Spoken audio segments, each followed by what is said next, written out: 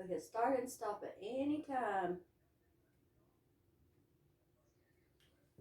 Hello, everybody, and welcome to my podcast, Your Story Matters, with Elisa, Mary, and Chris. And today I'm interviewing my granny, Dorothy Avis Brown, who is 96 years old.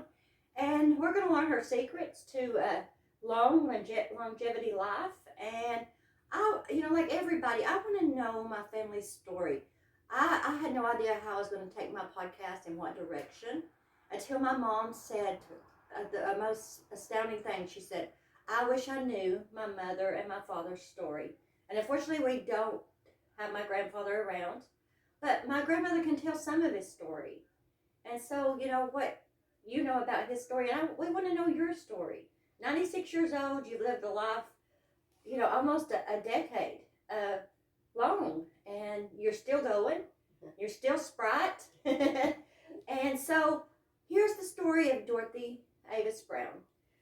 Well, to start with, we had to make our own entertainment back then.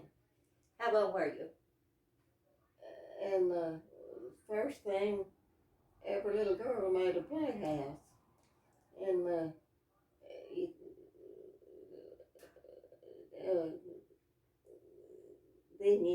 we always had a doll for our baby.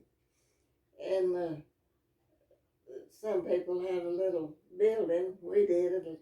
Used to call it a smokehouse, where they used to smoke the meat, and I'd make my playhouse in there. And then it came the next thing, paper dolls. And we had to cut out our own paper dolls out of Sears catalog. And we couldn't wait till the new catalog came in, so we'd get the old one and cut our paper doll family out. Was that the Sears Roebuck catalog? Yeah, what year was that? Well, I was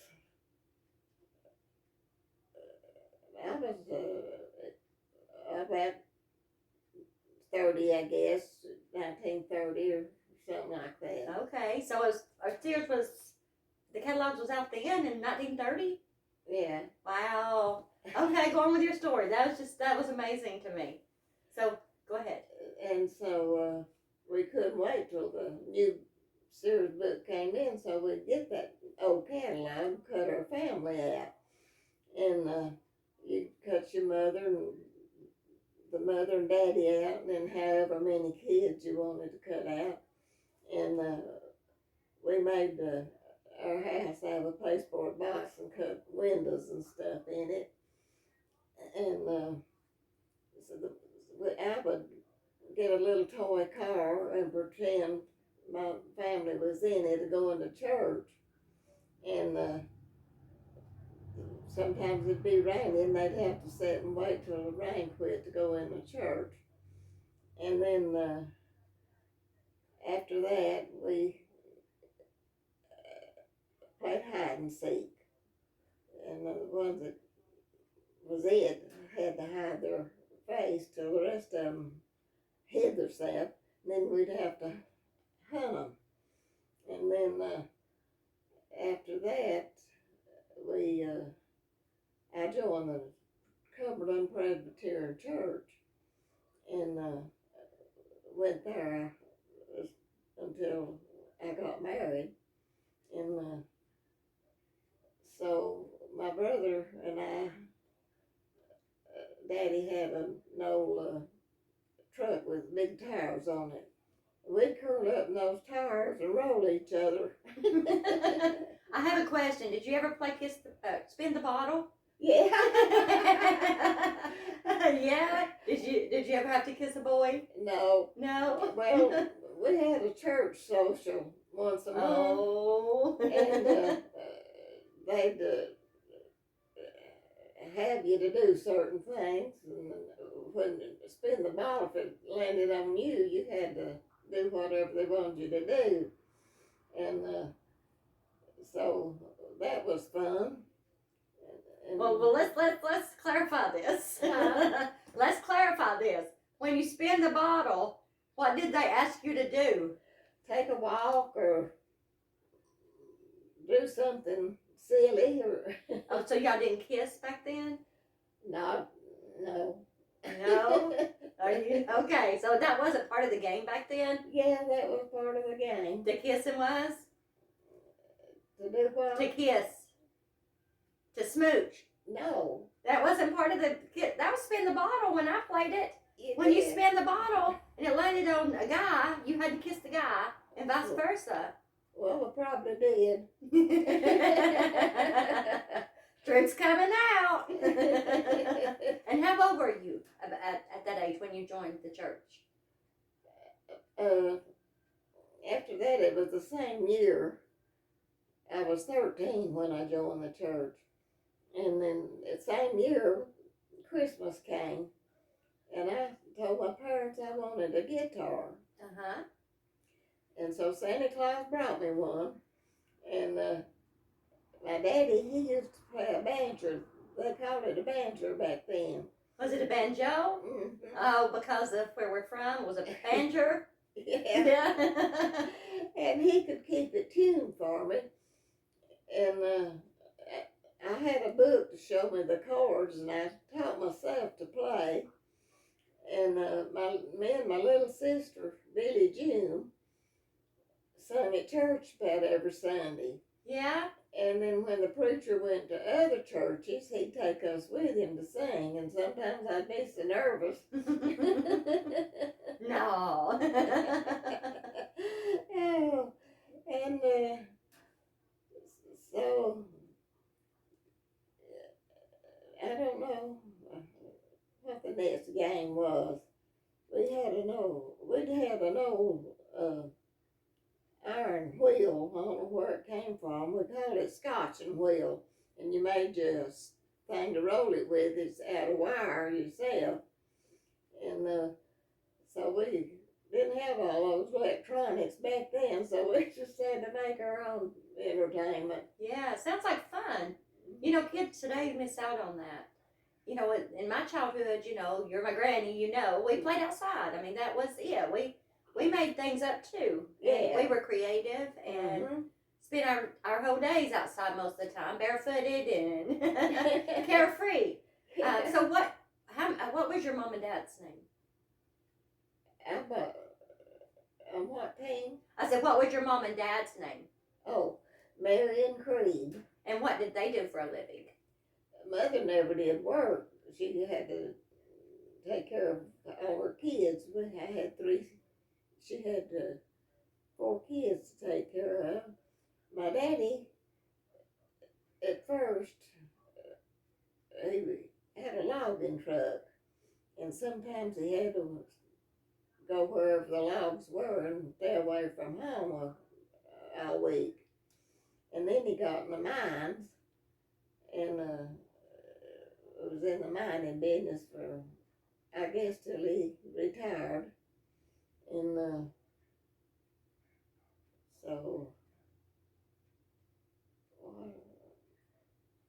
And so you had one brother. How many siblings did you have? I had 2 sisters and a brother. Okay. And I was the oldest. Okay. And then me and one of my sisters, Faye's the only one left. And so I led a clean life, which I guess the reason I'm old as I am. But we had our ups and downs like everybody else. You were pretty poor, right? You grew up pretty poor. Did you grow up middle class? Did you grow up poor? Did you grow up middle class? What was your home life? My home life was good. And of course, I always went to school, and I was always on the ball team. In grammar school, I was on the softball team and the basketball team, and in high school, I was on the basketball team. And we won several tournaments, and I thought that was something. And one time we won one with ones from Lebanon, Tennessee, and that's up towards Knoxville. And I thought that was the grandest trip. Yeah, how did you travel? How did y'all travel? Did you have a bus? Our basketball coach drove us. Okay. And we had to ride, when we went to school, we had to ride the bus, but we had to catch it at the schoolhouse. The bus didn't go to your house and pick you up. You had to walk home from where you got off of the bus. Luckily, I didn't live far from there.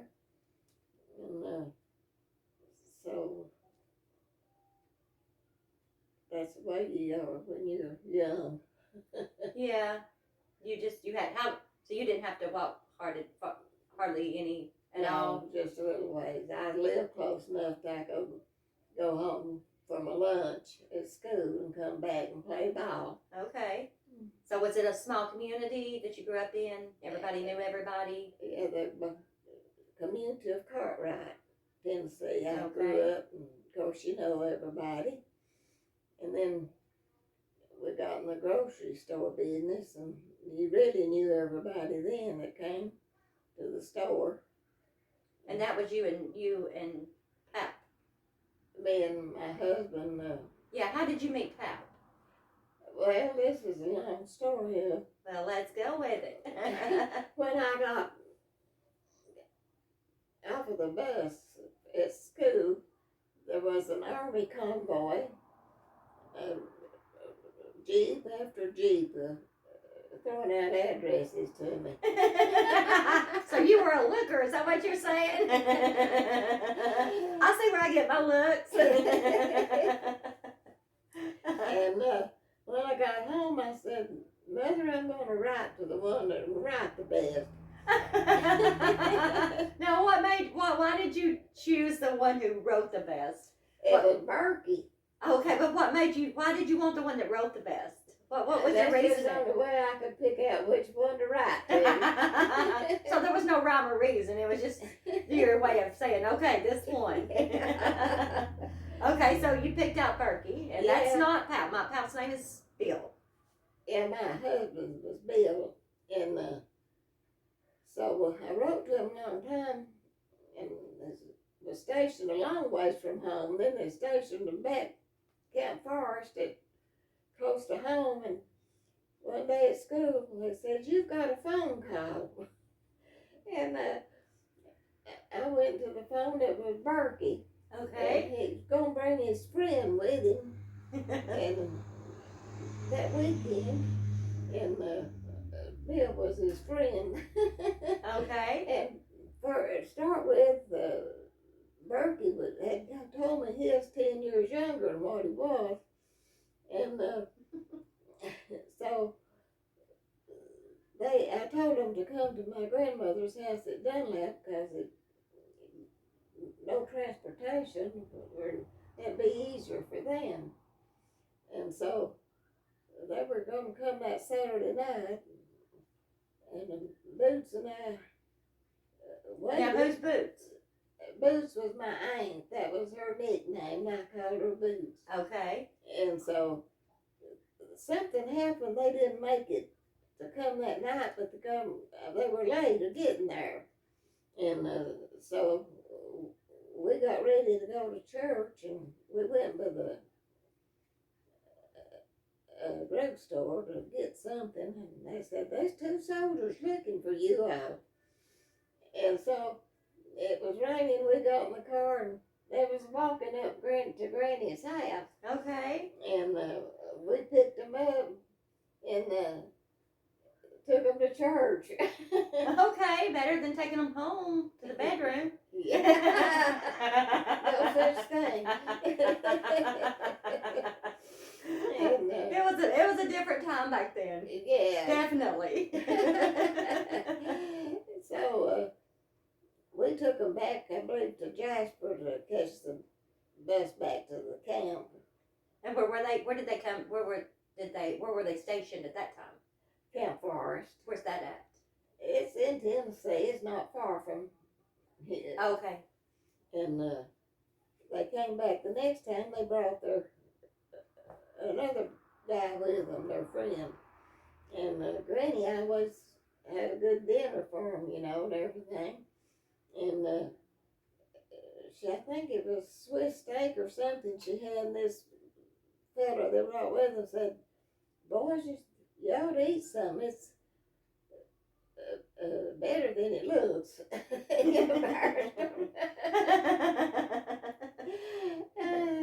And then we took pictures that evening, and so we had to take them back to catch the bus, and then they sent them overseas.